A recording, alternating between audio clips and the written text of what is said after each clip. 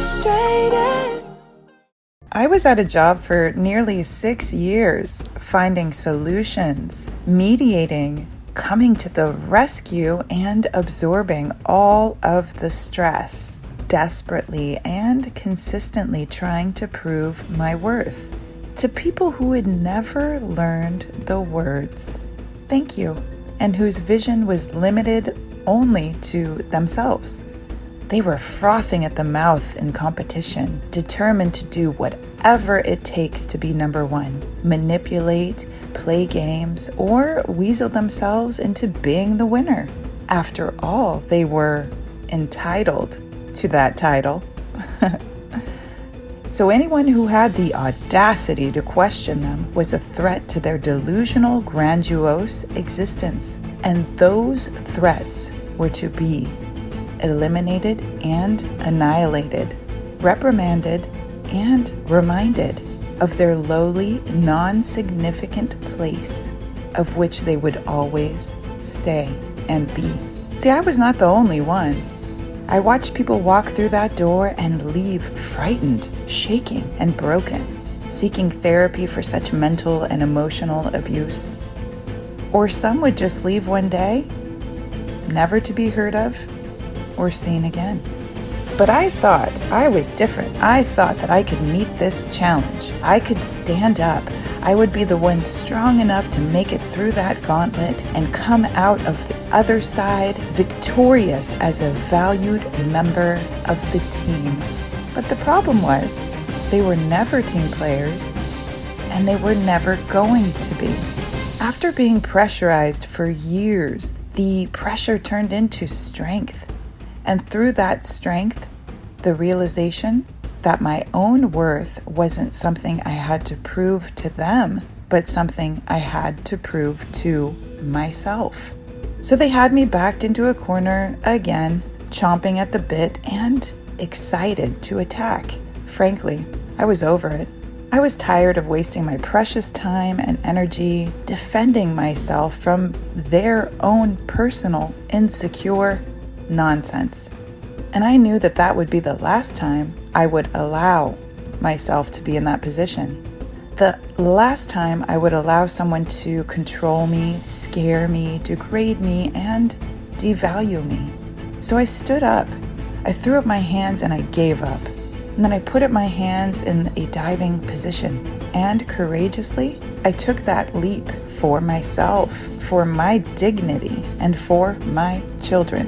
Taking a leap of faith and making a complete career change in your mid-40s is not an easy feat. I feel lost. I don't know what I'm doing, where I'm going, or which step to take next, all while the clock is ticking. Tick, tock, tick, tock. After taking such a huge leap of faith for myself, I think I expected an instant reward. I thought I would just know which way to go next, that I'd have a clear path ahead where I can see exactly where I'm going and feel confident and secure in each step. Well, it's been nothing like that. I haven't felt the "this is it" intuitive button go off yet. I have not had my heart light up and say, "This is what you've been searching for." Nothing has been clear. It's been foggy, and I can't see anything as I blindly feel around for what might be out there, praying for signs from people, billboards, animals, anything really, to show me the way. All at the same time while trying to think up strategies to get past those algorithm gates of the void of human, impersonal, cold-feeling online application sites that are literally drowning in resumes from people like me. Every time I apply for a job, I see 144 applicants have applied, 366 applicants have applied, and then I begin to panic and I feel my hope diminishing. I start to feel deflated for a moment, and then I pull myself back together and I keep on going. What else am I to do? I'm casting lines in every direction, flip-flopping my resume, moving pieces around so that golden piece of cloud paper is perfectly tailored as the right fit for that particular job. I've spent hours and hours reflecting on and writing out my skills and talents, wording and rewriting my resume. I've changed styles, fonts, colors, intros. I've used the business professional approach, and I've also used the empathetic approach. I've tried humor and flattery, and I still have so much more to think up because I have to keep on trying. As I remind myself, there are a billion ways to every solution, right? And there are days when I open my email and it says, "Sorry, we've decided not to move forward with your application." And then I find myself taking the rejection personally, battling my inner shadow as it screams. Is it me?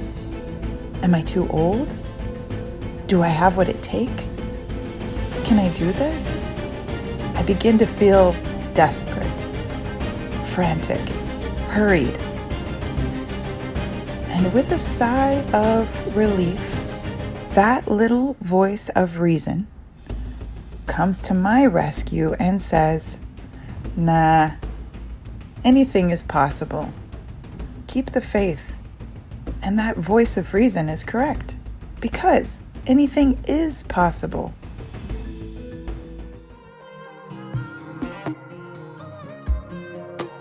My mind's accelerating when I'm thinking about the good times that we had.